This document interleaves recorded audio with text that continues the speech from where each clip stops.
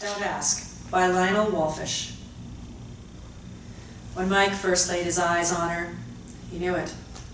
He just couldn't resist the way she tilted her head to the left each time she laughed, appreciating his quirky sense of humor. It was love, and he knew it. Mike was a simple man of no great monetary means, but hardworking and reliable. Mary was a practicing nurse at a local hospital, showering love and care on each patient who came within her contact. They met by chance in the hospital cafeteria. She was having lunch, and Mike, an electrician by trade, was replacing the light fixtures over the food displays. They had their first date. He picked her up with his truck in front of her 3-story apartment building and took her to his favorite intimately lit Italian restaurant in Lower Manhattan. It was on that night, sipping red wine before dinner, that he first knew it for sure. She was perfect. Only 2 weeks later, he whispered something in her ear, his cheek brushing hers. She smiled. Reaching into his jacket pocket, he produced a tiny velvet box, took out a small gold ring, and placed it on the 4th finger of her left hand. "There's something that I must tell you," she said quietly, touching his right hand. "I am 8 weeks pregnant." "I don't care," he said, kissing her on the cheek. "The father of the child is no longer in my life." "I don't want to know. I love you." "But I think you need..." "No, I don't. I love you. I'll always love you. We'll raise the child as our own." In the suburban community of Croton-on-Hudson, on the shores of the Hudson River, a small dream home was purchased. It surprisingly featured a nursery room decorated in rose and blue wall accents. 7 months later, little Eric arrived.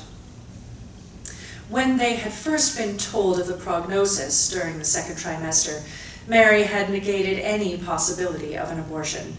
After all, she was a nurse, and she could easily adapt to the challenges of any of her son's defects. Mike was in total agreement. He promised he would take on double shifts to make up for Mary's loss of nursing income. Both of them decided that an institution would never do what they could for their son. 10 years later, Eric was too heavy and too large for Mary to lift in and out of the handcrafted crib that Mike had built for him on his 9th birthday.